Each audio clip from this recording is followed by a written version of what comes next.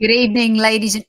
She's done it again. She's done it again. She plays you as we start. She's done it again.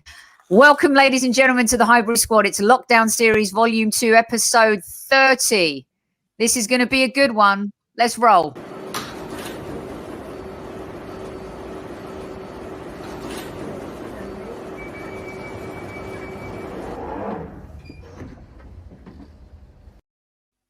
Happy hump day, everybody. I got the day right today. I said it was Wednesday yesterday, but it's actually Wednesday today. And my Australian listeners bailed me out yesterday, didn't they, Super Kev Campbell? Welcome back to the show.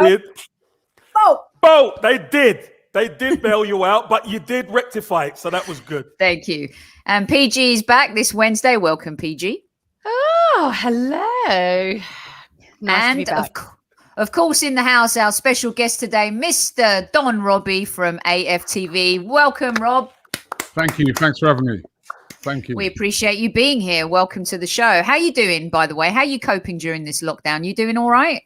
Yeah, I'm not too bad. I mean, obviously missing football, like real football, I call it, like crazy. And I had COVID, so I know, it's not the greatest thing in the world to have. So, but yeah, apart from that, coping, man, there's a lot of people out there really having a tough time of it at the moment. So I think I'm kind of lucky in a way in that we're still able to still do our channel, even though we can't go to games. So, and it's still great to be chatting to football fans, in the UK and around the world. So I'm coping, but I would love to see football come back. I just miss going to games. Mm-hmm. Robbie, are you having any after effects of it, by the way? Because a few people I know who've had it have kind of suffered a little bit post as opposed to going through it when it's in full blown mode as well. Are you okay kind of post it? You don't have any kind of ramifications of it? No, I've been fine, actually. I mean, when I first started getting the COVID, it was actually around Christmas Day. I was in my bed half of the day with COVID. So, the first thing that really struck me is that I just felt so tired, no energy. Lethargic. Yeah. I remember I came home one day and I had to go straight to bed.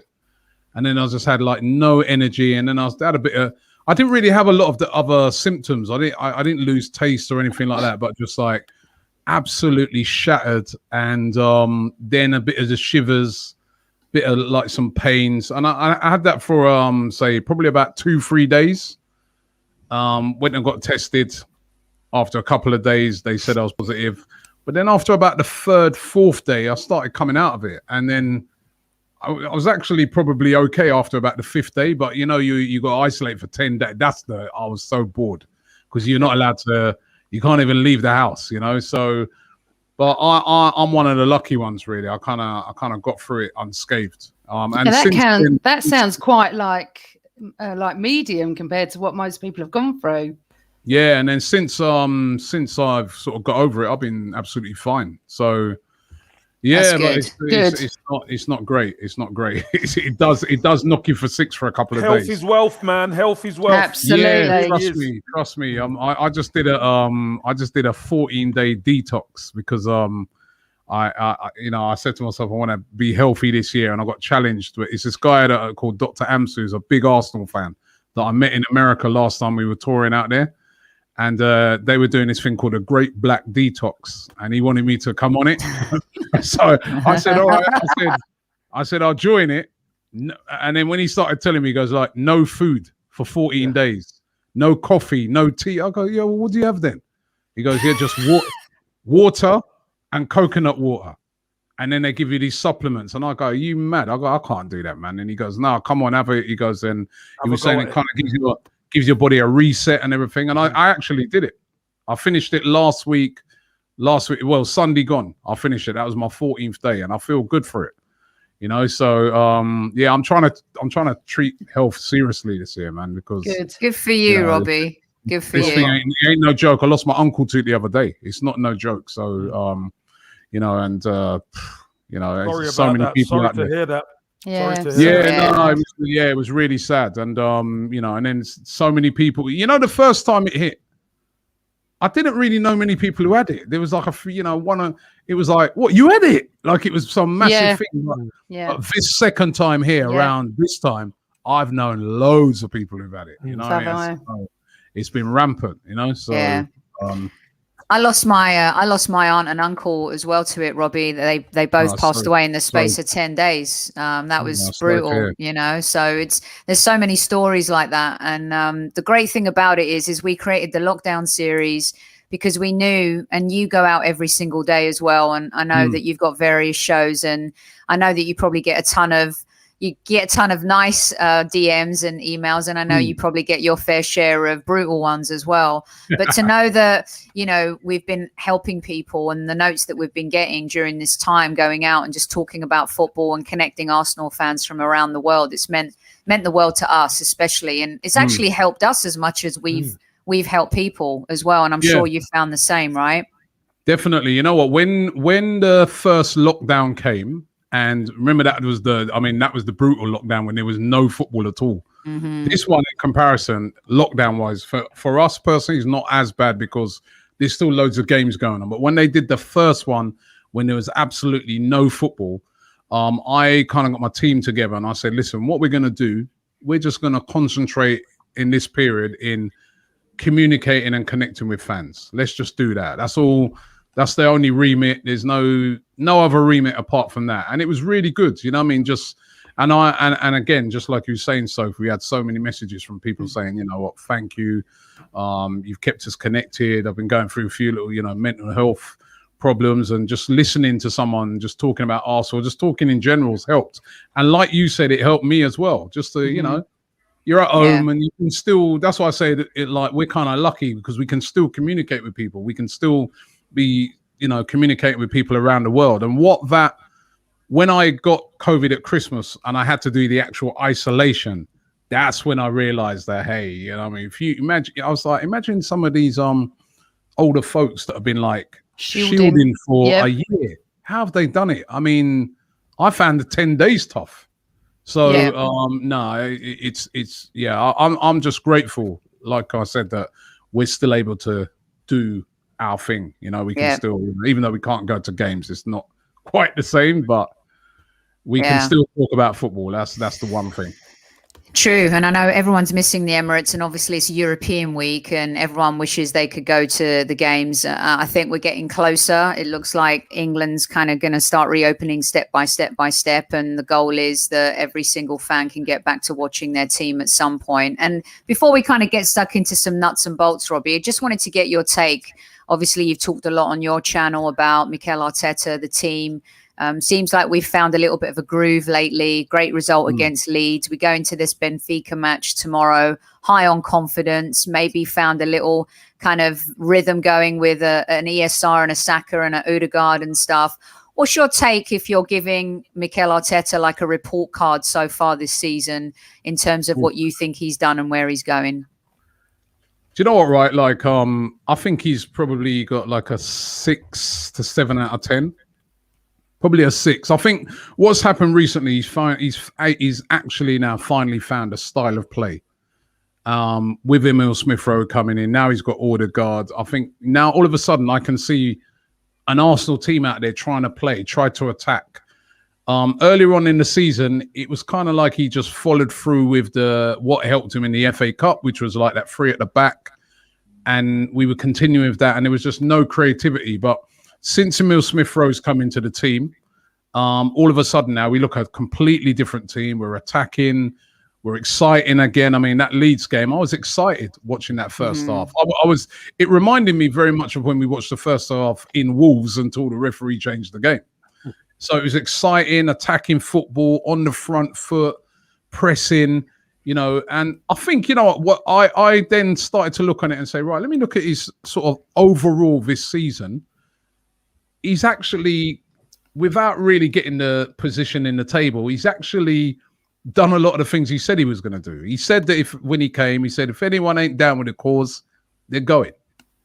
Guendouzi weren't down with the cause. A couple others, they went. He said he's going to have to clear out certain players, you know, even when the window came. He said, he actually said, for the first part of it, I'm going to get rid of guys. Then the last part I'm going to bring in. He actually did that.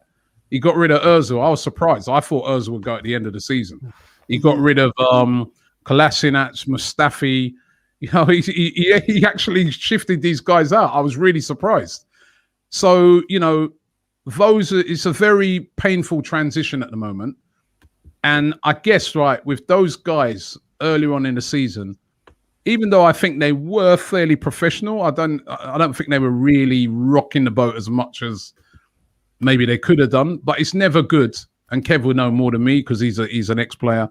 It's never good to have 4 or 5 guys just sitting around, no chance of getting in the team. They're going to be whinging, they're going to be moaning. It's not going to be good for the general energy around the team. So he got rid of those guys, he's moved them on, and now all of a sudden it seems like he has kind of in place the guys he wants to work with right now.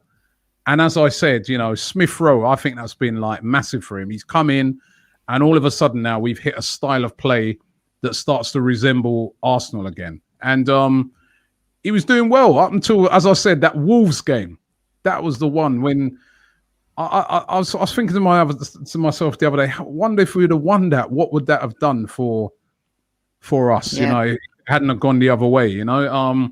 And then the Villa game was a bit of a lackluster affair, but we bounced back very well against Leeds. But now is the big test. The game's coming up.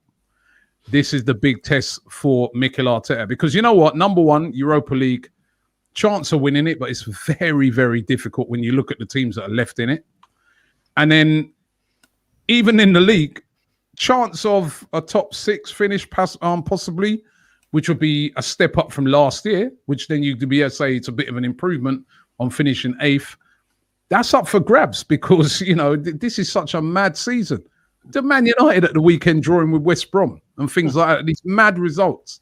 So if any team that goes on a run this season, you know, the 2 teams that are right near the top, City, Man United, they've both been on long winning runs or were, and that's where they are. So it's how he finishes the season, but there's some tough games coming up. So I'd say probably at the moment, a 6. I'd love to see him turn that by the end of the season into a 7 or 8. Casey asked a really important question on his segment yesterday, Rob, and then I'll hand it over to the guys after this, where he said it was a juxtaposition of a question because the first part of it was, you know, do we really believe that the board will back Mikel Arteta this summer? And then the second part to that was, if we don't bring in the reinforcements and if we don't build around this team and this incredible crop of talent that we've got coming up, probably the best we've seen in years and years, how long before our rivals come in for them? What's your concern about the investment that we'll make in the summer from what you're hearing too? And how do you feel about holding on to the Sakas and the Martinellis and the ESRs? I think the biggest concern for a lot of Arsenal fans is Martinelli maybe not being a first choice for Arteta and if he's going to want to go and seek first team football. What's your thought on that? Yeah, I guess with those players, the one good thing about Arsenal, they got them tied onto some big contracts. Mm-hmm. You know, over the past couple of years, it might have been Martinelli with a year left or something like that, you know. So at least we know Martinelli, Saka, Smith Rowe, these guys have got long contracts. So we don't have to let them go unless some ridiculous offer comes in. And even then, we shouldn't be letting them go. We should be building around these players for the future. I'm a bit worried about the summer because I just get the feeling that it is based upon where we finished. If we finish outside Europe, will he get the funds to do what he wants to do? And I also feel that it's going to depend on him moving out players as well. You know what I mean? I saw rumors today that, you know, he could be looking to sell Guendouzi and players like that. So I think it's going to be a bit of juggling. I don't really expect them to give him like loads of money. When have they? Well, I guess last season they did get Partey in. But these owners, they've been here for a long time. And the evidence is not really there that they spend big. They don't go massive, you know, or every now and again they might do. So he's going to have to be very smart in the transfer market. I don't think we're going to get, you know, that huge investment. And especially when you look at the club in, you know, laying off more people even recently. So I'm a bit worried about it because these owners, I'll be honest with you, they don't fill me with confidence. Because they've been in charge for a bit. I think people forget sometimes how long they've been in charge. And ever since they've been in charge, we ain't won the league. We ain't got nowhere near it, really. So what's changing? You know? So I really want to see what, you know, I think when the summer comes, they've said they're backing him. That's when we're going to find out if they are or not. Okay, so, yeah, we will have to wait and see. But let's just go back a bit, Rob, okay, off of the Arteta and stuff. Let's talk about AFTV and how you started. What year was it? Because then we come on to the fact that when I started with you as well. How long have you been going? We've been going now since we kind of started 2012 stroke 2013. And yeah, that's when we started. You know, I was a lifelong Arsenal fan, obviously, and I just wanted to do something that would where we could see Arsenal fans on video having discussions about Arsenal. And I remember the first game I did it, we played Tottenham. That was one of the game we beat them 5-2. You know, and yeah, we got off to a good start with that game. You know what I mean? So yeah, so it's been quite a while now. Quite a while we've been doing it.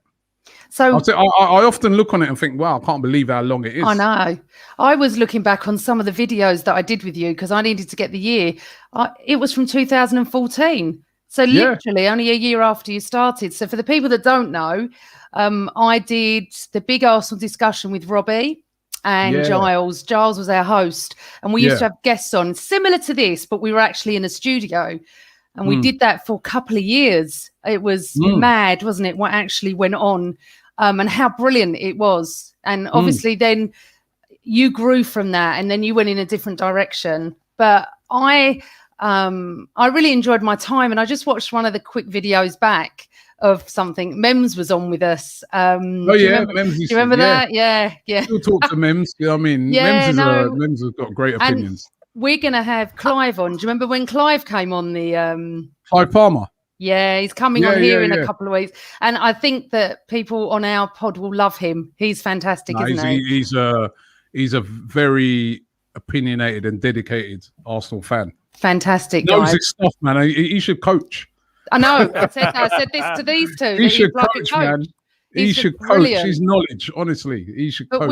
But we had such a great time, and we had, you know, one of the videos got over 50,000 views. I couldn't believe it. I just looked at it tonight and went, oh my life. But anyway, moving on to that, what people don't know, but they do know, is that one of my favourite ever Arsenal games is 89.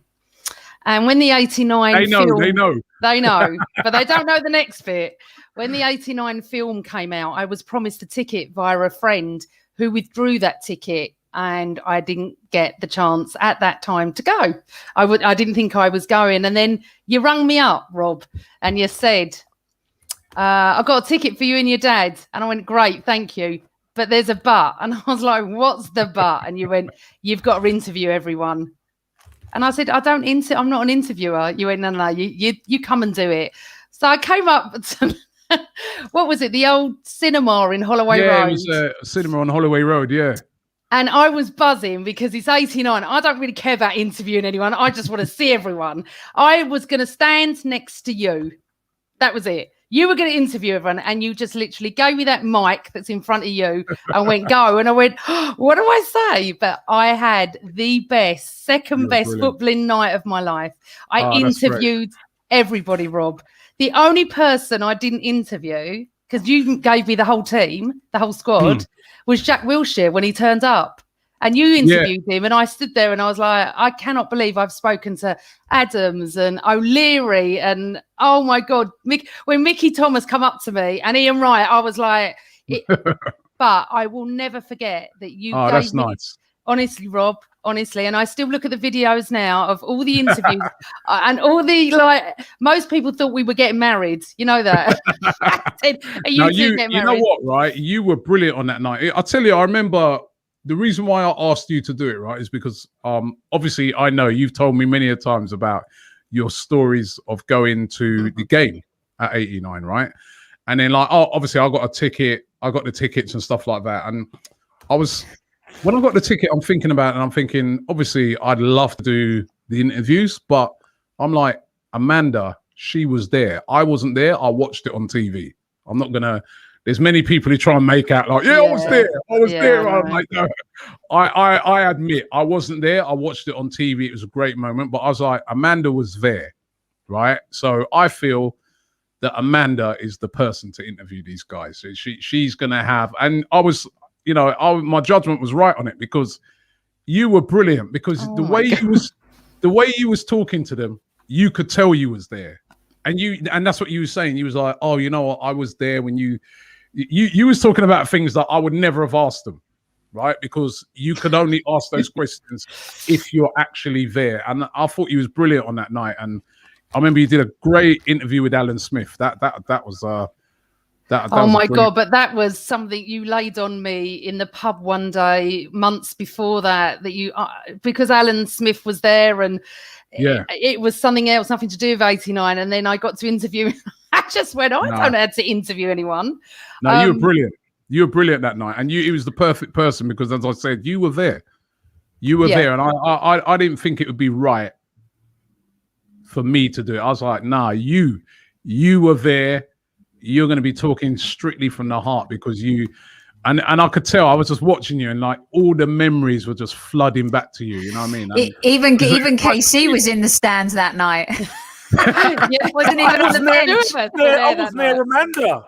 I was there. It was below me. Not that we even knew each other, but I'll never forget. I'll never, ever, ever forget the opportunity you gave to me, Rob. Considering I'm not an interviewer, I'm just a fan. And honestly, when Mickey Thomas came towards me, I had to go at him. I said, "You couldn't have scored the first one, could you? You had to wait and be." For all of us, I was going home, Rob. This is the story. I said to my dad, "We're never going to win. He's missed his chance. Let's go." And my dad looked at me and went, "We don't leave early." And that was it. And can you imagine if I'd have left? I would never have forgiven myself ever. Geez. But so, thank you so much for that. That was you smashed it, man. You were brilliant that night. And that was also the night that Highbury and Hills launched because you let me do that on AFTV as well with Sophie and the other girls. And we launched that night and you interviewed me in the end about the podcast that was coming up, and here we are now, half of Highbury and Hills, me and her. You guys are doing brilliant, man, and you're so consistent with these podcasts, which is great. Robbie, so we appreciate that, Robbie. Thank you, Robbie. I've got 2 questions for you. I'm going to take it even back before then. Okay. You tell. Obviously, listen, we're all fans. So when did you first start supporting Arsenal? And what does Highbury mean to you? Started supporting Arsenal in the late 80s, right? So when I say started going then in the late 80s. And I used to go with my cousin. Mm-hmm. And I used to love going. And, obviously, I remember from the first time I went to watch Arsenal, I was just bitten. You know what I mean? It was just like the crowd. The atmosphere that I was just like, I love this, right? And at those times, I was doing a lot of music. Yeah. So I couldn't get all the time to go every week because, I'd have shows on a Saturday night because I was like a reggae artist. So you're traveling, isn't it? So you're traveling or whatever. Yeah. I'd have to go to shows and that. But I used to get to as many games as I could. And then what Highbury meant to me was just like, it was just unbelievable. I mean, we won at Highbury. We used to win things, right? I always say to people, when people say to me, "What's your favorite ever Arsenal game?" I always say I don't pinpoint one game. I just pinpoint the season when we went invincible, right? That season, I just floated to games. Yeah, you know what I mean. I just came out of that stadium and I was on a high every game. Out of the train station. And I was on a high. I was floating to the ground because I knew that we had the best team probably in the world at that time. Yeah. And I was just like, it was just so good, man. And like, you went to away games and it's not like when you go to an away game now, you go to an away game now, you might be going to Burnley and people are like, I'm not even sure, Robbie. You know what? I might even take a draw. If you said to somebody in that season, take a draw, they slap you in the head and go, "Are you mad?" Every place we went to, everywhere we went to, we're like, we're winning this. We're winning this. Robbie, I know how these City fans feel now. That's how I felt then. You know, so I here's- miss those days, man. I miss those days, you know. And even though the stadium itself, you know, wasn't as nice Flush. as the Emirates, you know what I mean? I remember sometimes I used to be in the North Bank, I had to duck down to see when there was an attack, you know, like you at the back. You had to duck down to see the attack at the other end. But no, I loved it. I loved it there, man. You know, and we played some brilliant football there, and some of the legends that have come out of that. So, I mean, Ian Wright was my absolute, when I first started going to watch Arsenal, he was my guy, man. He was like, when he scored and he did that bogle dance, me as a guy into reggae, that was it. I was like, I told Wrighty that before. I said, from you did that. Connection. That's the connection, isn't it? Yeah, that's the connection. Yeah. So, no, I loved it there, man. Robbie, you know, the connection. What I always talk about now is you, as a fan, and everybody in chat could probably, hopefully relate to this, and the ladies can as well. Back then, you could relate to that squad going across that white line, and you could trust them. Yeah. We haven't had that trust in the team for such a while now, have we? And I think that's why sometimes the fan base is unbalanced, because we haven't had a team to call our own for donkey's years. Yeah, you're right. And I guess, you know what, some of it comes from winning. I look at the Emirates, right, and I say to myself, would it be different if we'd have won a title there at some stage? Would it be a bit of a different place? Because it's just looked upon, especially by older fans, as a place that we've moved to go downhill. I mean, there's nothing you can't look on it and say, oh, my amazing experience. You can pick out individual games, but we ain't won nothing there. We ain't won a title. You know, we've not won a title at that ground. And unfortunately, Robbie, we were sold a dream, and it wasn't a dream. Yeah, it was a nightmare. It was a nightmare. And it's turned into quite a few people I knew when we were leaving Highbury thought that was going to be the case. But most of us were really positive. We're going to a brand new ground. We didn't want to leave Highbury, but we thought we had to progress. I have to admit, I was positive, because I was like, you know what? This is the next great step. Yep. We need a bigger ground. Yep. We need a better facility. When I first saw the stadium, I was like, wow, this is gonna, I took the dream. I was like, we are going to compete with everybody now. But they didn't back it up with no, I mean, I always look on it, right, and I think that they only had one plan. In business, you've got to have many plans. It's like, if you've got a business now, you might have a couple of years ago planned to do something, and then the pandemic's hit. Got to switch your plan up. You got to come with something else, because there's some things come around. I just feel that they went into the Emirates, and they thought everything was going to be the same as when they was at Highbury. So it's going to be us and Man United, and you know, we'll be able to. No, but they didn't. Chelsea came around, and we didn't react. We didn't say, we're right. You know what? Actually, we were looking to kind of spend less money on players but actually now we're going to have to kind of switch that up, because Chelsea are here and they're spending big, and then Man City came around and they haven't switched up again. They've not. But there were times, Robbie, there were times also when, as bad as we were business wise, and as bad as we didn't build on, especially the Santi, Ozil, Sanchez era, probably the best we've seen. Maybe we had 3 chances in that time in the first 10 years. Maybe 12, 13 years at the Emirates to win the league, and we didn't. The Leicester, the Welbeck header, I thought we all thought that was going to be the year. We all thought that was going to be a slam dunk after, you know, we beat Leicester. And so for all the misgivings of the club not investing, the manager also didn't galvanize the team enough, or didn't do enough strategically, tactically, whatever you want to call it, on the pitch to kind of make us, you know, more predatory in games, more ruthless in games, a little bit dirty in some games. We were always too nice. And it was reflective of the Emirates. Everything was pretty. Everything was nice. Highbury had that edge to it, didn't it? Someone wrote earlier in our chat, people lined up in the tunnel at Highbury and they knew they were beaten before they even got on the pitch. So we became this too nice a team. And I'm hoping under Arteta a little bit, you know, we've kind of gotten people can want to rag on Luis, and I get it, and you know, Pepe getting the red card, and I get it, and Guendouzi and what he did at Brighton, I get it. But everyone has a little dirty in them in order to win the league. Even City, as pretty as they play, Liverpool, they have their little tactics, the Salah diving, all that type of stuff. We've just been too nice over the years, haven't we, really? Yeah, it was very nice under Wenger. And you are right. I still think, though, I still go back and think to myself, they didn't invest. They didn't. I look on it and I say, if you are an owner of a football club and you want to win, and you can, you know, you can taste it. So you're getting, you know, you've got off to a great start of the season, and January comes. You know what I mean? You don't even. It's not even a matter of you leave it up to Arsene Wenger to just go and buy a Petr Cech. You say, nah, man, what do you need? We now got to have a big chance of winning this league. So here's the funds to go and get what you need. And I just didn't think that.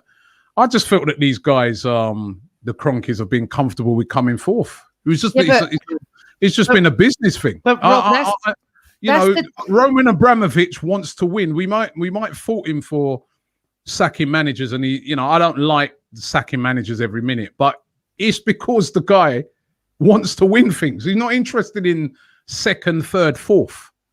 He's not interested in that. He's interested in winning.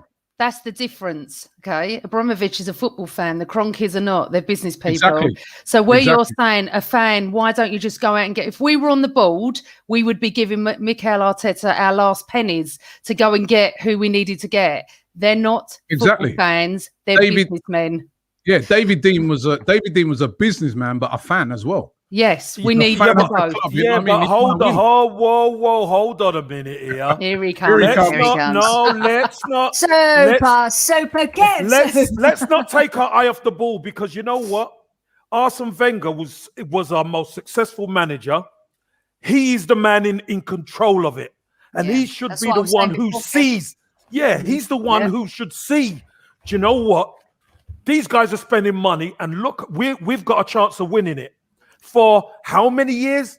Centre half and centre midfielder we've needed, and it never got addressed until the summer gone. What is it, 12, 13 years? It's ridiculous. So I understand about the Cronkies, but you can't put everything on their toes when the manager has won. He's won the titles. He's won the treble. He's done the invincible. Sorry, he's done the invincible with the gold trophy. He knows what it takes, and he never addresses the problems. Right? It frustrated me. It frustrated me, Kev, right, with Arsene Wenger, because you're like, this guy's such an intelligent guy, and I can't tell how many times, right? Like, I go to games here, and like everybody you speak to, almost universally, like, you know what? If we just had a defensive midfielder, exactly. That's what we need. Get a defensive midfielder and a centre back. Now we'll win the league. And these are men like me and just ordinary people who don't, you know, we ain't no football guys, and we're like, and then come the transfer window, he wouldn't do it. Robbie, even opposition fans. They thought the same. So, Rob, I want to kind of circle to that era and that time. And our listener questions are coming in for you. I know we have you for just another half hour, so I want to squeeze in as many as we can now and hand it over to our listeners. Get your questions in, everybody, for Robbie from AFTV here. No matter what anyone thinks of AFTV, and there are people that love it and there are people that don't. It's like Marmite, okay? It's very polarizing. But there's no doubt that what Robbie did with AFTV galvanized and created a movement in football, and how people were able to create their own channels, and fans became the voice for the club. Sometimes it was good, sometimes it was bad, sometimes it was beautiful, and oftentimes it has been toxic. And I have to ask you this question, Rob, because Alcart brings it up, and he wrote earlier, he goes, he's a huge fan of you and he really loves what you've done with the channel. But during that time at the Emirates, when we weren't great and we went through all those difficult times, it was definitely the rise of AFTV. And oftentimes you've been criticized for capitalizing on that. And at the same time, you're also building a channel, and YouTube is kind of becoming this beast in its own. And, you know, you're just going outside of the stadium and getting fan reactions. And some of them were and have created personas in themselves, whether it's right or wrong.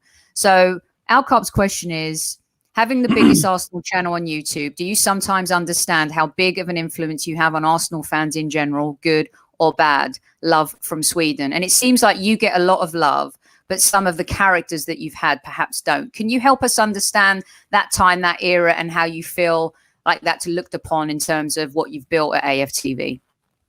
Yeah, listen, it was sometimes very difficult because, like you said, at times we're going through a very toxic period. You had fans that absolutely adored Arsene Wenger, and no matter what, they felt that, you know, should stay completely loyal to him. You had other fans that felt that his time was up and that he should go. And us trying to be a fair platform, we wanted to, you know, this is what football's all about. People have different opinions. We wanted to give people a chance to have their say. Now, some people were very harsh on one side, some people very harsh on the other side. But I just feel that, you know, if you even took us out of the picture across all platforms, you know what I mean? There was a lot of toxicity. I can never say that word, right? You know, and there was a lot of, you know, back and forth between the fan base, because that's how it was at the time.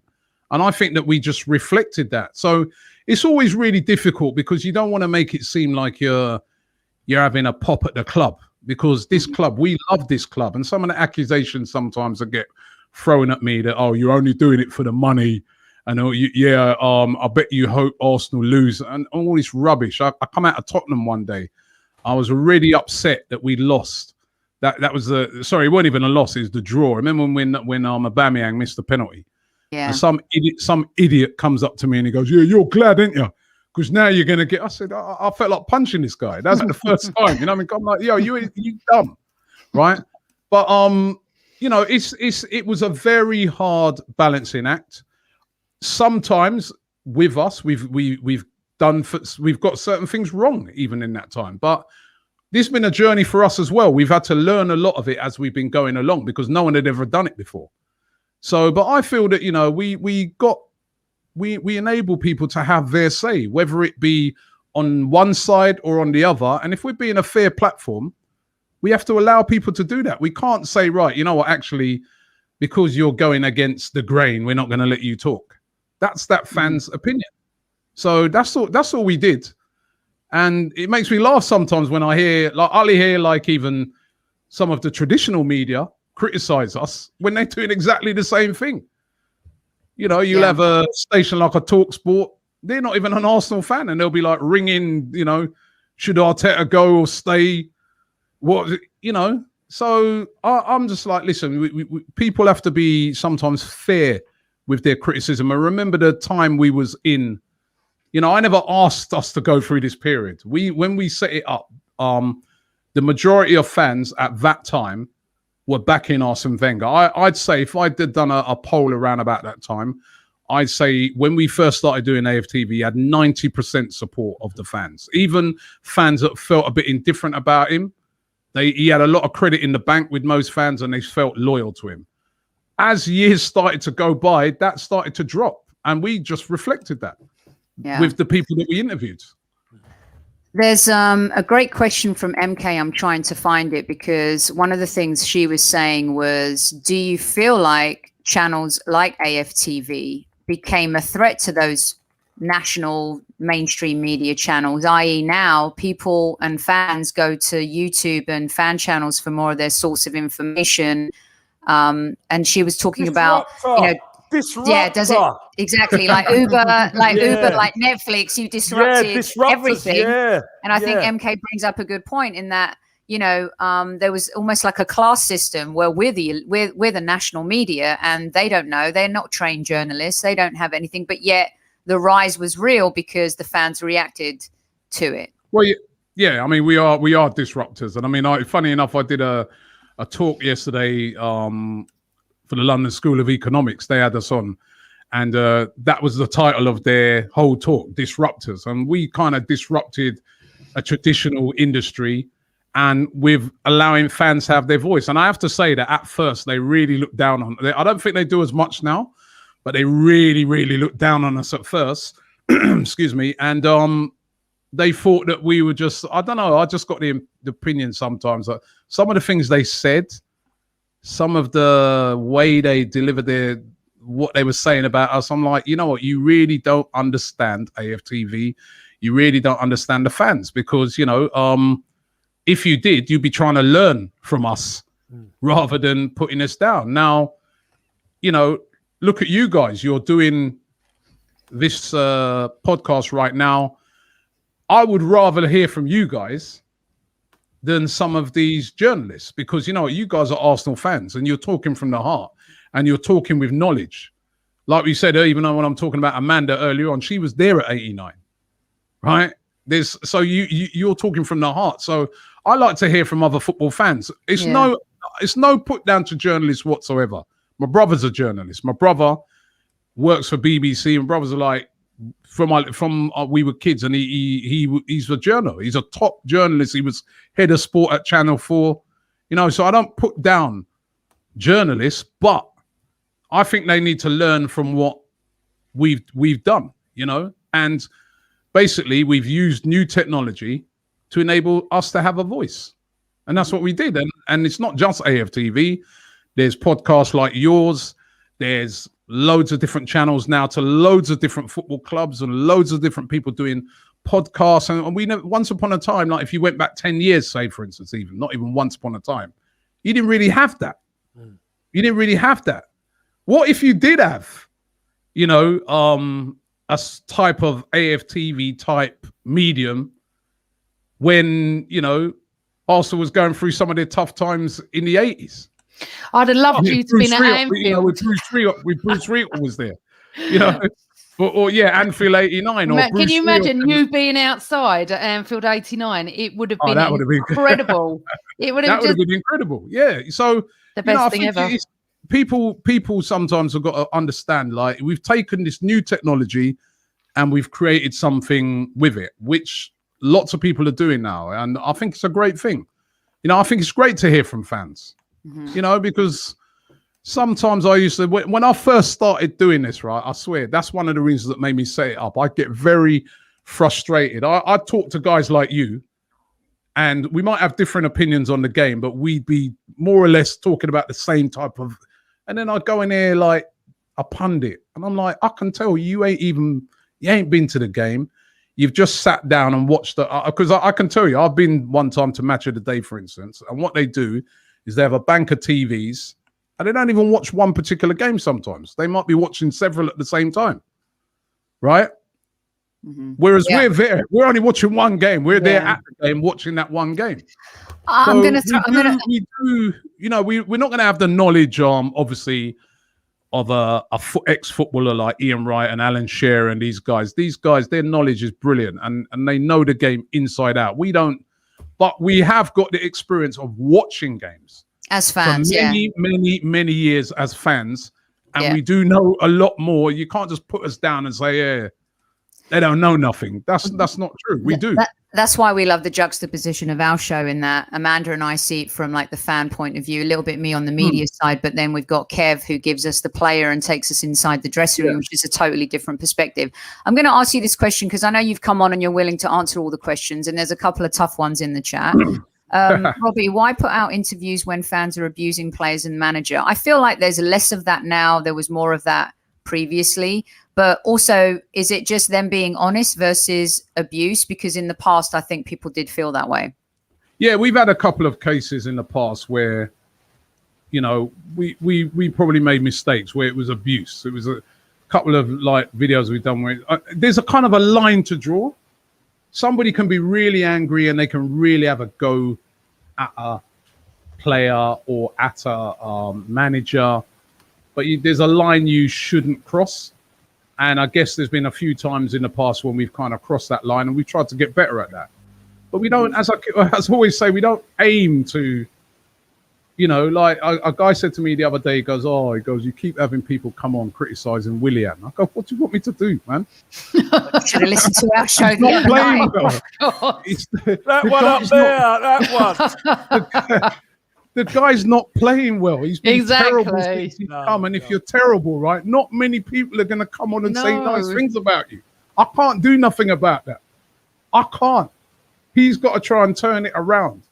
If I turn around and say, right, we're not going to let no one come on to have a go at Willian, then I'm not being, that's not a channel where you're allowing people to have their say. That means now I'm imposing what I wish on them. Come on, have your say. If you don't think Willian is any good, you can say he's not any good. Just try not to, don't cross that line. But one thing, sorry, Rob, one thing that's been aimed at you is the fact that you prefer it. Well, let me finish, because you prefer it when we lose because you get higher viewers on your videos than when we win. Now, I know you personally, and it's utter rubbish, and I tell everyone that, whoever talks to me about that. But we find on here that we get much higher views when we lose. That's not our fault. None of us want us to lose. But when we win, it is slightly, the atmosphere obviously is completely different. People want to come on and vent, and not so much so when we're winning. But to have that aimed, and anyone that's listening to this now, I know Robbie, he is as distraught as us if we lose. It's not his fault people want to vent more than that. Yeah. That's always aimed at you, isn't it, Rob? Always. And you know what? And it kind of all, the whole thing as well, it all depends on the game. The biggest games for any platform are the biggest games. So if we play Tottenham, it's big. Win or lose, it's going to be big. If we play Man United like we did the other day, apart from 0-0s, we always hate a 0-0. That's never good, right? For any, right? But where you'll get a spike sometimes in particular is like, say you play West Brom, like we played them the other day. If we beat West Brom, it's kind of a standard thing with a lot of fans. They're like, yeah, that's expected, right? If we lose to West Brom, that's unexpected. So then you are going to get more people come on and say, hey, what's going on? Then, like you said, that's just, there's nothing we can do about that. It's the same for Match of the Day. That's why on Match of the Day, they put the dead games on last. Yeah. Yeah. That's why if Man United lose to West Brom, that's on first. Yeah. They don't put it on last. Right. So why is it? I said this to a media guy. Like, I'm not going to name the actual media person. He was trying to direct the same thing at me. And when I said that, he's then like, oh, okay. And then another one said to me, he goes, oh, well, you got these guys like DT, come on. And they're having a rant. And I said, yeah, well, I'm watching Sky. They got Roy Keane on. Why is he on there for? He's not got the greatest, I know he's an ex-player and that. We all know why Roy Keane is on Sky. He's a very controversial, outspoken guy. He's there to cause controversy. Yeah. I really do find it hypocritical sometimes when I hear some of these accusations. It's like we're the only ones that have a controversial person come on or an opinionated person. When we have someone like that, it's a problem. When they do it, they were smart. I'm just like, no, come off it, man. You know what I mean? And at least our guys they're real guys that go to the games week in, week out. So, we can't predict the games. We can't predict how it's going to go. Mm-hmm. And the one thing I always, counter everybody and say, listen, we go to all games. We go to games sometimes that other people look at as meaningless.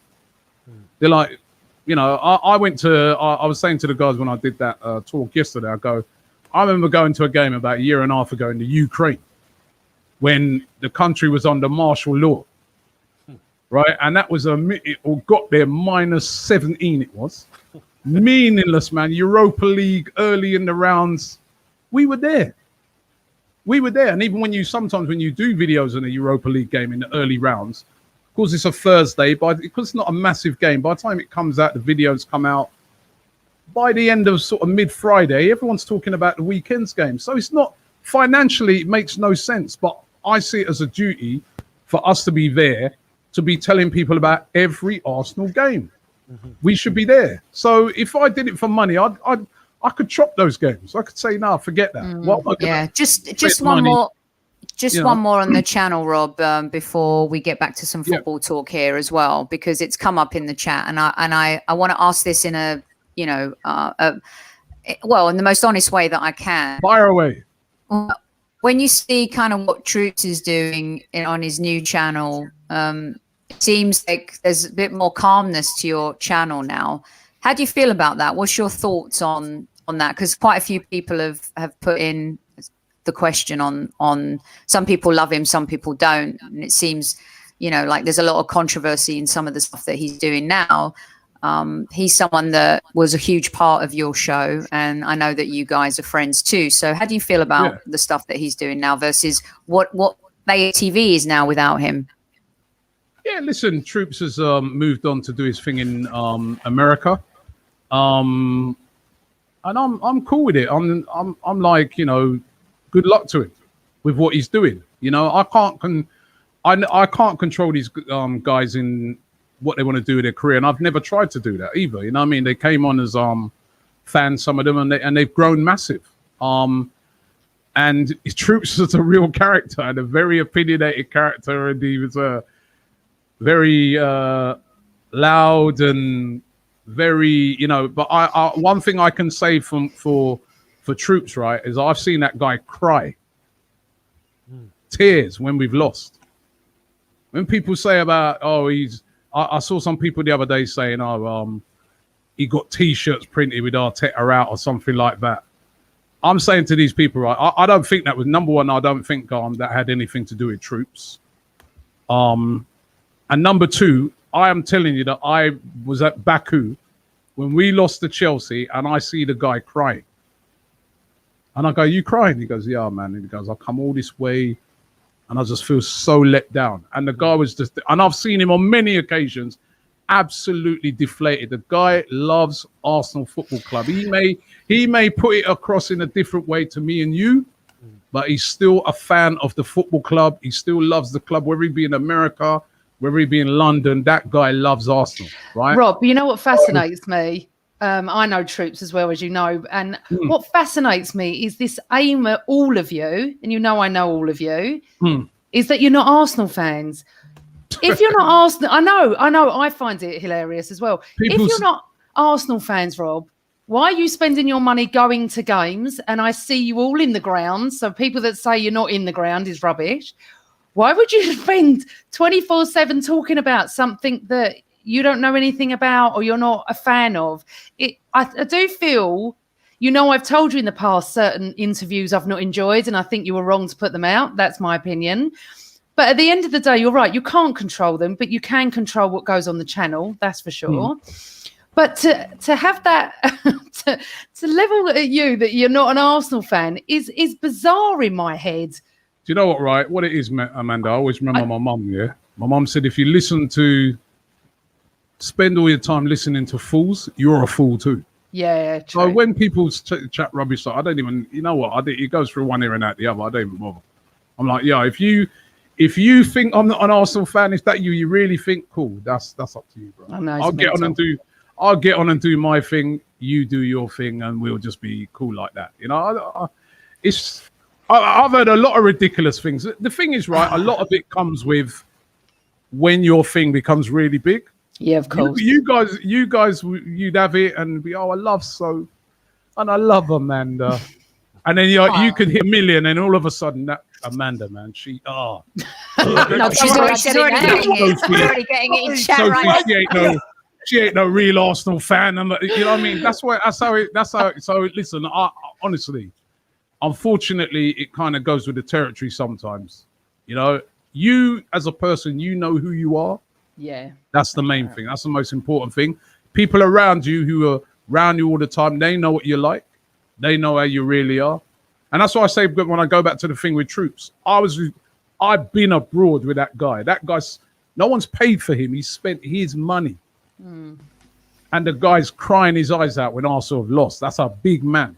Robbie, the Arsenal Los Angeles folks just actually wrote in the chat that they remember many times where you guys have come over here and you've paid for on your own dime. And I think, you know, that's not me sucking up to Robbie or being up Robbie's arse in any way or any of us. We got to tell both sides of the story, right? And there's always two sides. Yeah.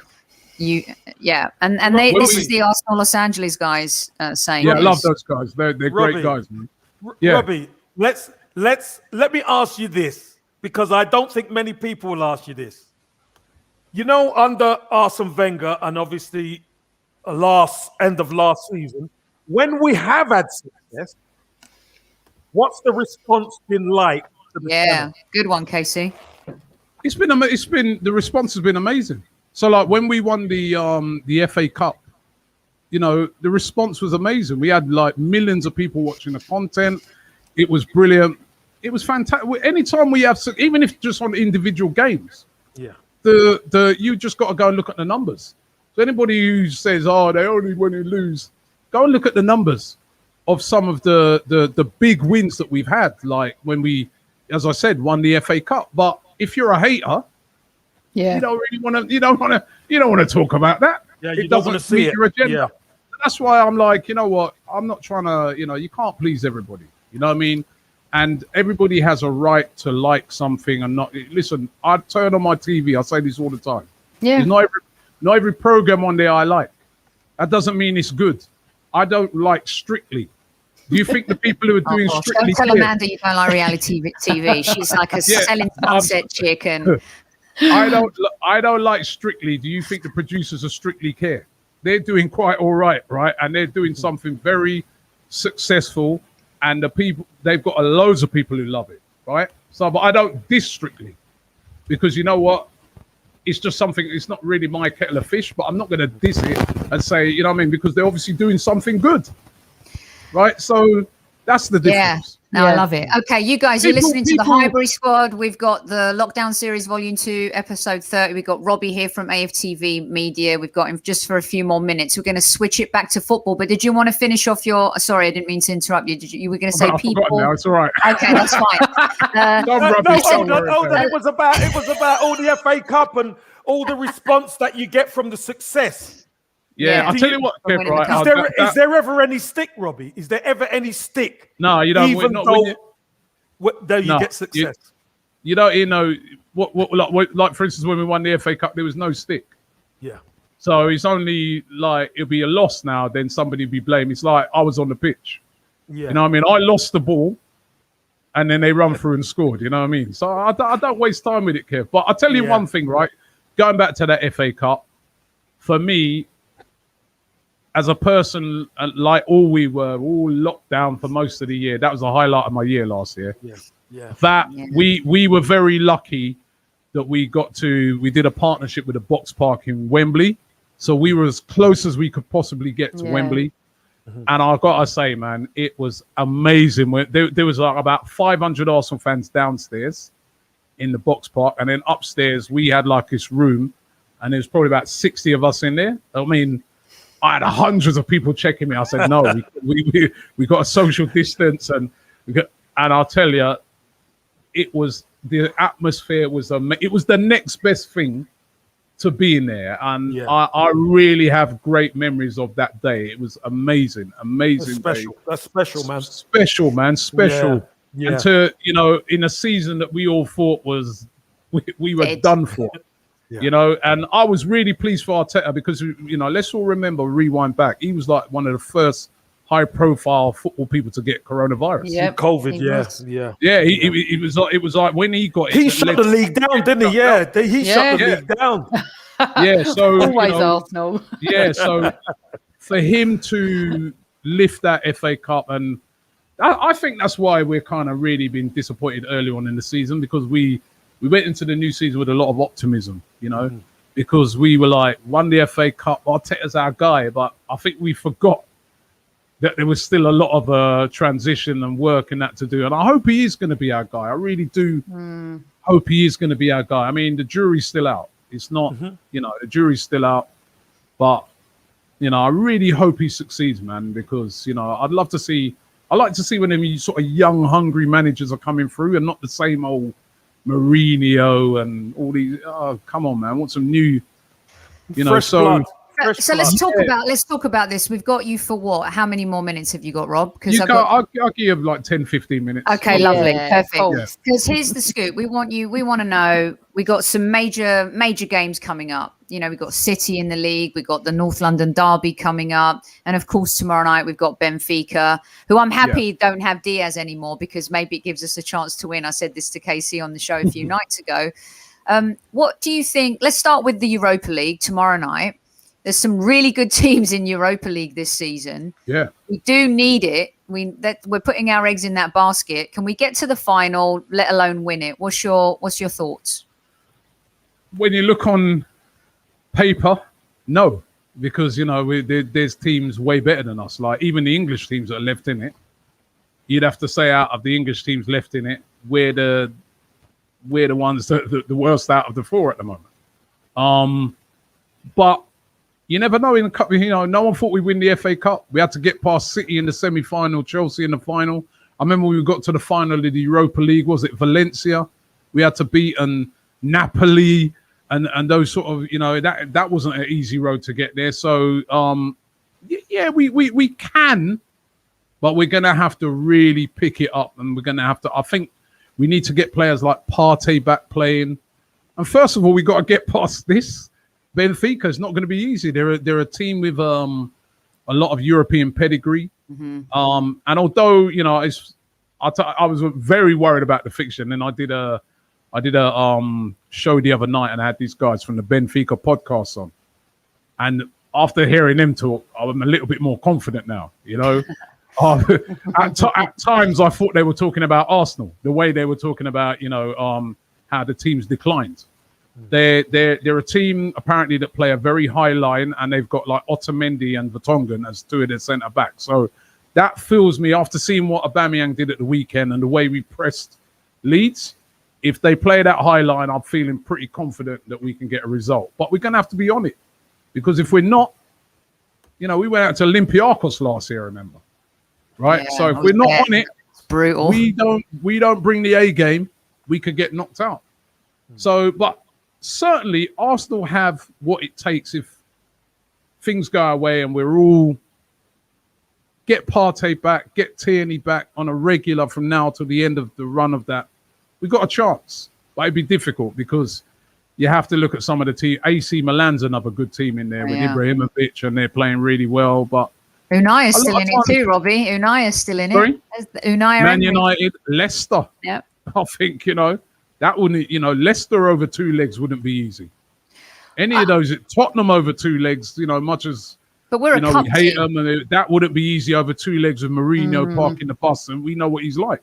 That's not easy. So it's going to be a hard competition to win. But you know what? To win these type of competitions, they're hard. Yeah, Kev, we agree with Bob, right? Because we've always said, and we're a really good cup team the last few years, aren't we? We know how to operate in cups versus over 30 plus games in the league. Those focus games and stuff like that. Yeah, and then it's a weird. We struggle with. But then the other thing is, you're right, Kev. And then the other thing is about it's just weird. I don't even know what to think this season, man, because like they're playing these two legs now. What's the point in even having away goals? I know. All the games are away.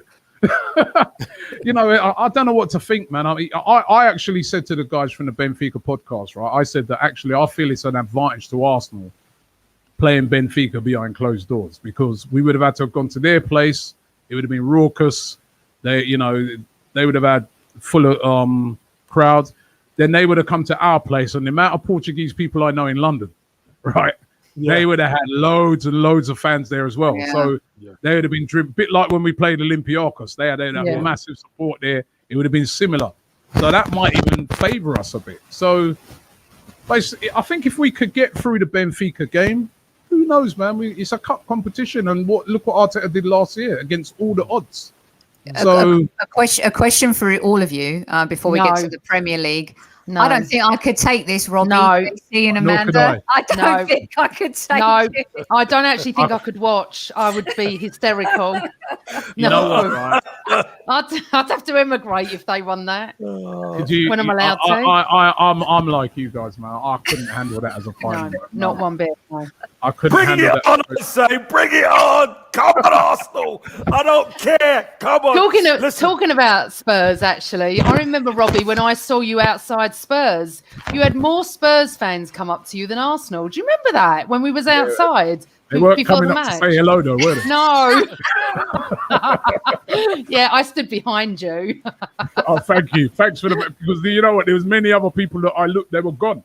They were gone. Yeah. I was right there, Rob. I was right there. No, they didn't back you. They didn't back you, Robbie. Oh man, Robbie, you've seen so many things, haven't you? You've seen so many things in your AFTV life. Have you got anything you want to share with us that we might not know? Oh, What funny moments and that? You know what? Yeah, whatever. Yeah. A funny moment, right, was at Tottenham, actually, right? I'm walking down the high road before the game, and this policeman come up to me, and he stopped me. And he like, quite abrupt, stopped me, and I go, yeah, what have I done? And he leaned over to me, and he goes, he opened up his uniform, Yeah. and he had like one of them Tottenham cockerel things, and he goes, oh, sir, shit, and just walked off. And I have to admit, man, I nearly died laughing. It was funny. Oh, it was funny, man. That's But, funny. That is. no, you That's know what? funny. There's been so many great experiences doing AFTV, man. Like, I just can't even pinpoint one. It's just been a fantastic journey, man. I've really loved going to different countries and meeting different fans of different places, because I'm going to admit now, and I've said this before when I've gone abroad, right? I used to be, when I first started doing AFTV, I used to be one of those little bit, not terrible, but one of a bit of a snobbish fan, who when I saw fans come from abroad, I was like, yeah, what do they know? What they know? They don't, you know, they're not from London, they're tourists, yeah? When I started going abroad, right, and I started, when I started going abroad, right, I was just reading that guy's comment about I was the Nadine, Nadine, yeah. When I started going abroad, Kev, right, and I start to speak to fans abroad and the knowledge that they had, I was like, hey, these men are telling me things I didn't even know. I can't even remember that. And then I started my appreciation of the Arsenal fan base abroad completely changed. These guys are knowledgeable. These guys wake up at ridiculous times to watch Arsenal, and they don't just do it on a one-off game. They do it every week. People in Australia, one guy I remember, he said to me, he goes, oh, when I was watching the game, then I had to rush to work. I go, what do you mean rush to work? I go, well, you work in the night job? He goes, no. He goes, that Saturday evening game, he goes, that's like morning. Like, I got work to go to. I'm like, I didn't even figure that. You know what I mean? And these guys are passionate Arsenal fan. And you know, the other thing is as well, why they're so knowledgeable sometimes, right? They watch every game. They watch more Arsenal games live than we do. Because remember, until this season, you don't see every Arsenal game on TV live. So unless you go to every game, you see highlights of the majority of Arsenal's games. Half of them will be on live, half the rest are like match of the day, 5 minutes. Yeah. Whereas these guys, when they live abroad, they get every game live, full 90 minutes, so they can analyze it and they can study it. And I've been so impressed, man. Like, I think the fans... She gets all the games. She gets all the games. I think, you know what? I'll tell you, like, where Sophie is in America, the fans over there, I love them, man. They're so knowledgeable. Australia, Singapore. I'll tell you, I went to China. Honestly. Africa, China. Trust me, man, you be blown up. So I had to start apologizing, saying, I'm sorry. And then one of the things I always started saying is like, you know, one of the things I'm a bit proud of on AFTV is that we've been able to highlight that, start to show fans abroad in a different light. That people, forget all this plastic and tourists. These are Arsenal fans.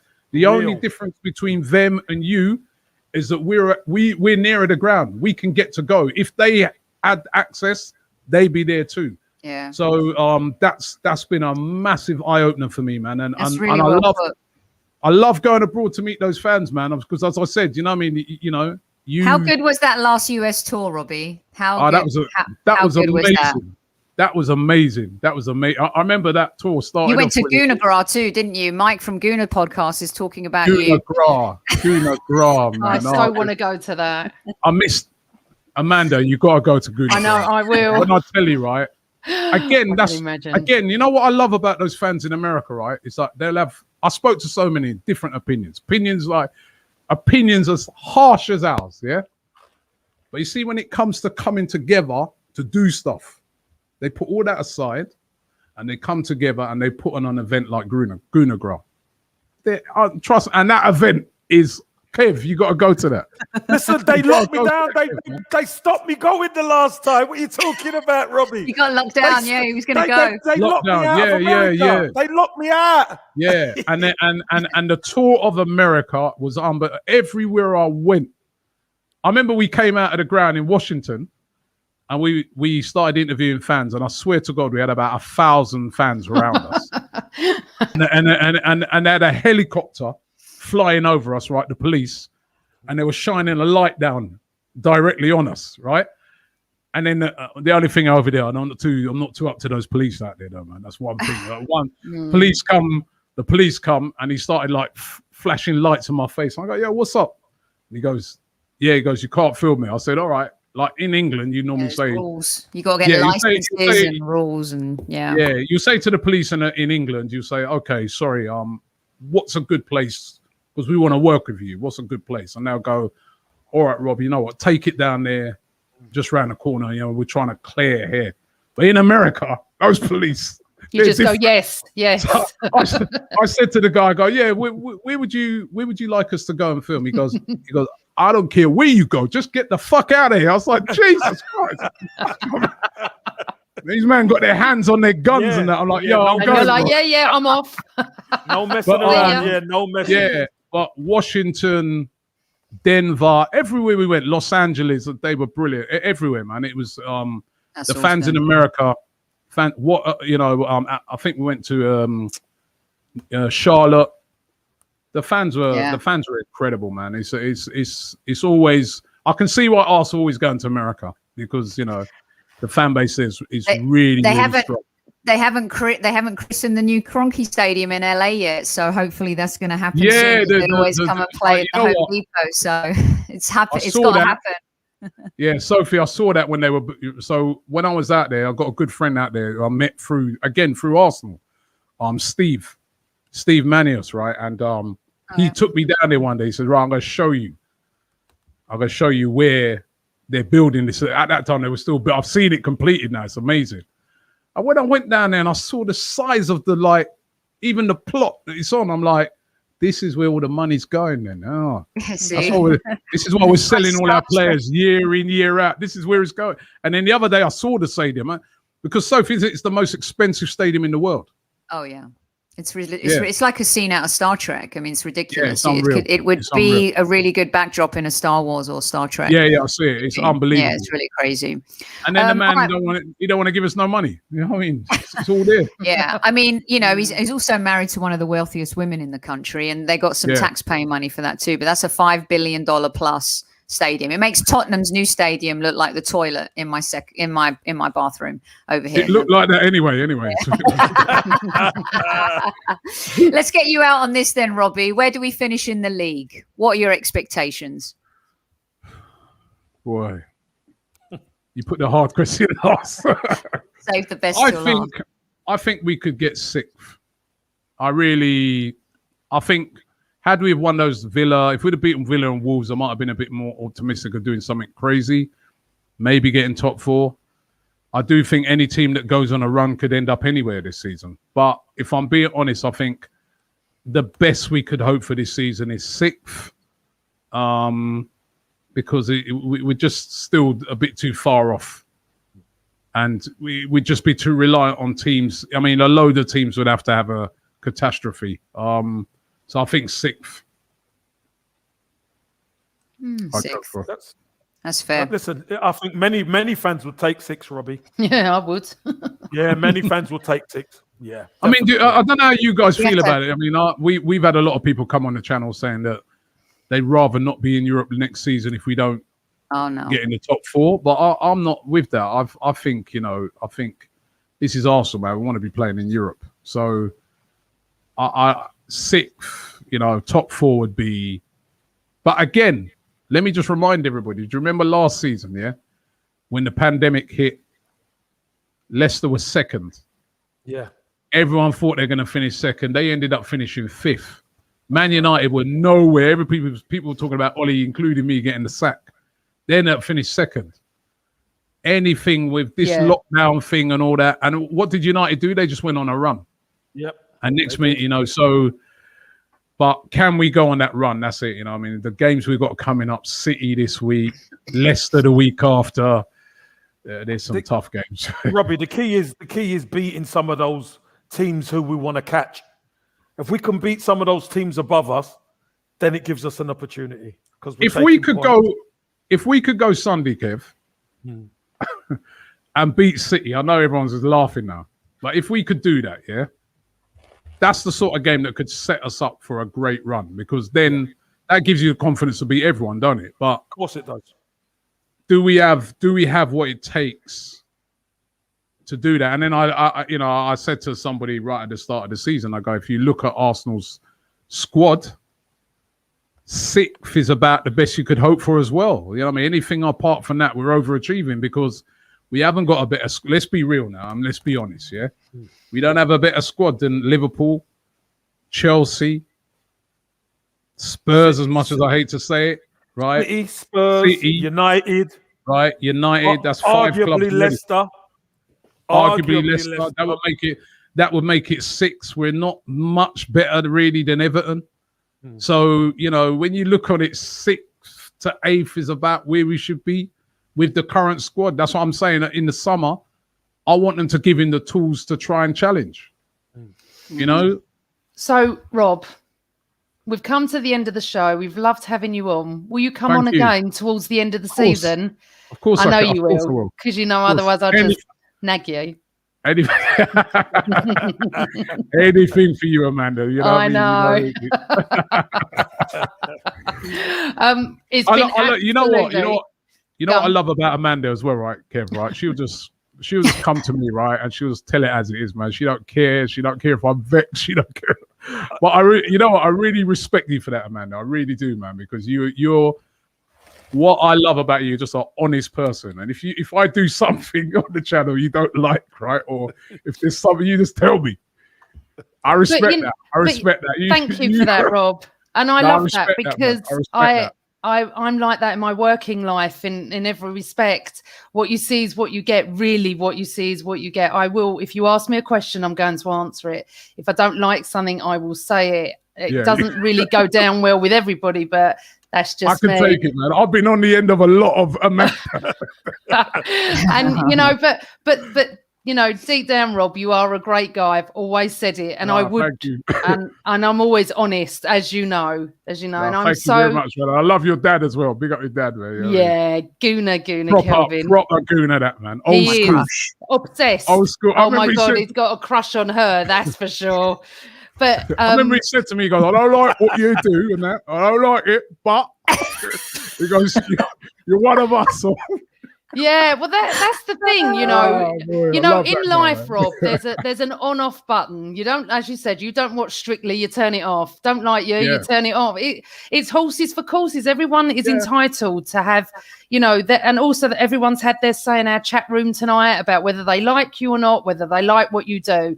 We get it as well. There's people that don't particularly like us. I get that on social media, and people that love us. That's absolutely great. I respect. Listen, you two do a brilliant show, man, and congratulations, man. You know what I mean? And as I said, the consistency of what you do it, and then Kev's my guy, man. You know what I mean? This guy, you know, he doesn't have to do this stuff. No, he doesn't. I see Kev on so many people's stuff as well. You know what I mean? Kev, big up yourself, man. You know, Kev knows I love him, man. Yeah, we love Kev. Of course. But for the fact that he does it consistently with us, without asking for anything. You know, and that's another thing that people were accusing you of being paid by us tonight, and I had to put a tweet out saying he's never asked for a penny, and if he did, he'd get a slap. He knows you know that. What, right? that thing the other day annoyed me, right? Because I don't normally get upset about some of these things, but it's some kid, and then he's gone on to do another video since, right? And I could show people the groveling apology the guy sent me, and I don't even know this guy. But you know what? I mean, but that's social media. Welcome to fame. I don't know how many. Robbie. Welcome to fame. You're famous now. Kev, you know how many channels I've been on and done stuff, and yes, I know. I said the other night when I did my show, I went on a guy the other day. He's got a Doncaster Rovers channel. They're not even in the Premier League. He hasn't got a big channel, but I was like, Doncaster Rovers. I go, brilliant, man. I come on. I want to see people like that, you know. And then you got these. Honestly, man, if people got time to listen to these people and clout chasing people, that's up to them. I want to do what we're doing and just keep being good at it and try to improve at it and just be successful with it. So you are doing thanks so for having well. me. Thanks for having me on, right? And I'll invoice you after the show. Yeah. And you know for a fact what answer you're going to get, don't you? Don't worry. Yeah, I know you could give your invoice to Amanda. She'll collect. Yeah, I know. It'll be in my shredder. One slap. Yeah. Robbie, thanks for coming on. Really appreciate it. Cheers, man. Thanks a lot. Man. Thanks for answering Take all of care. our questions too. Take care, man. Thank you very much. Cheers. Cheers, Bye, Robbie. Rob. Well, a lovely guy. Listen, he's always been top guy. Always. But I'm just so pleased all the people in the chat could hear him talk, because I don't think they hear him talk enough. Yeah, because he is proper Arsenal, you know. I never understood when I used to see them all at every single game that I went to at Highbury, the Emirates, and then at away games that people would accuse them of not being Arsenal fans. It used to just, I used to just go, oh, okay, why are they in the ground? For what reason? You know, but anyway, listen, as I've always said, and I said it in the chat, if you don't like something, you turn it off. Our chat is so funny. So Newman and Rob and all of our regular listeners, will you pay us to be in chat? Hilarious. And then Newman, Steven, no. now let's chat shit about him. Hilarious. These guys are so funny. You know what? We've had a really good look. We've never ever been afraid on this show to invite people on that are polarizing and that are from opposing teams. Even back in the day when Amanda and I first started, we had Ryan Giggs and Gary Lineker on the show. Not a lot of people dug that. We've had Jason Cundy on this show. We've had people like Warren Barton, opposing players, Sean Gota. I mean, we've had a lot of people, journalists who write for other publications, opposing fans. Get ready. We're going to have a Tottenham fan on this show for the North London Derby, because that's where you get great content. It can't always be a love fest. No. And I actually think tonight our listeners asked some really great questions of Robbie, and we took him to task about some of the things that AFTV have been kind of labeled for, but at the crux of it, like Amanda and Kev said throughout the show too,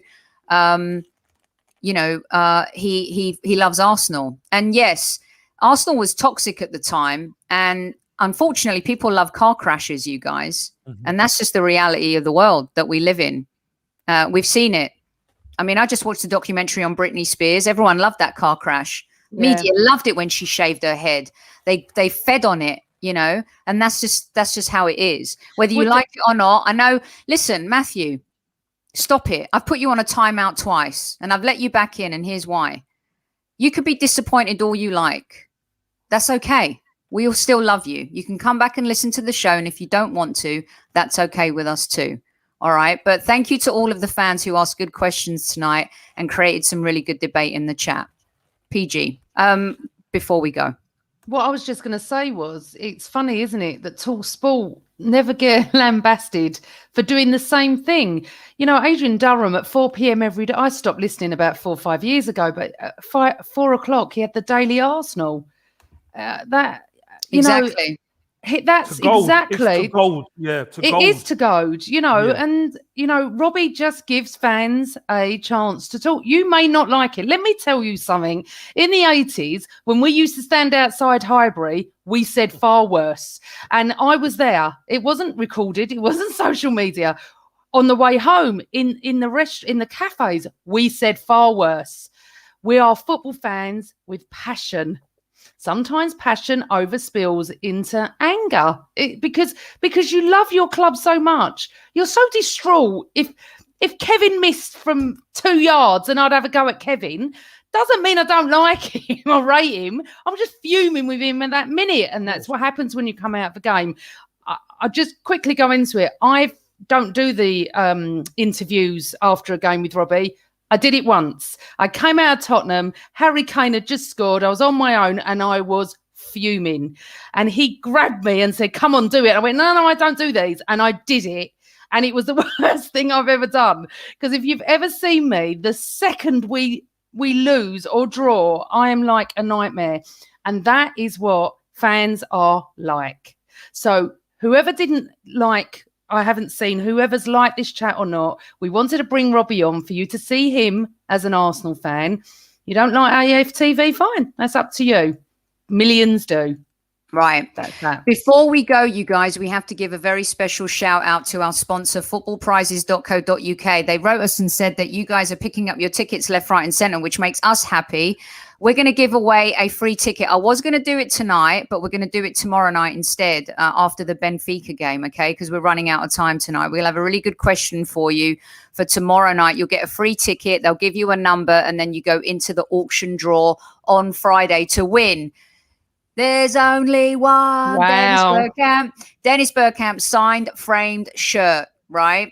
You can go and buy your own ticket. It's $4.95. It's a great deal. And there's only 100 tickets given. So you got a superb chance of winning it. Okay. Tomorrow night, we're going to give the ticket away. You'll go into the hat, and our good friends at footballprizes.co.uk will make sure that you are taken care of. One of our listeners went into the draw last week. Unfortunately, he did not win. A listener wrote me today, you guys, and said, so if I bought 4 tickets, I'm going to be the winner. So I hope it's one of our lot. I hope it's someone in our chat. I do too as well. Come and tell us. I do too. Super Kev, we're going to be on tomorrow night after the game with Mike, our good friend from You Are My Arsenal. You're on after the Benfica match, right? Yep. Does everyone want to do a quick fire prediction for tomorrow night? Yeah. 2-1, I think 2-1 Arsenal. I think we're starting to turn a little bit of a corner. Obviously, we need to be more consistent, but I just think it's our time, and I'm going for a 2-1 win. Brilliant. PG? I'm going 2-all. Whenever I go for a win, we don't win. No, I fancy 2-all tomorrow night. It's strange. Is this the one in Rome or Athens? Where are we? Rome, I think. Athens is next week, I believe. It's ridiculous. Don't start me on that. We haven't got time. But go on. No, Sunil, it's not. This is global, by the way. Thank you for reminding me. They'll ship anywhere in the world. You can enter from all corners of the earth. That is the absolutely brilliant thing about Football Prizes. So go over to the website and grab that. Listen, thanks to everyone for listening. Casey, thank you so much again for being here with us tonight. That was some good stuff. Boom. And you know what? We'll be back tomorrow night after Benfica. Come join us. Hopefully we'll win. I fancy 3-1 maybe tomorrow night, guys. I like that. I'll take that. Yep. Until then, PG, let everyone know. I'll let everyone know. I'm going to let you all know. It's always Arsenal.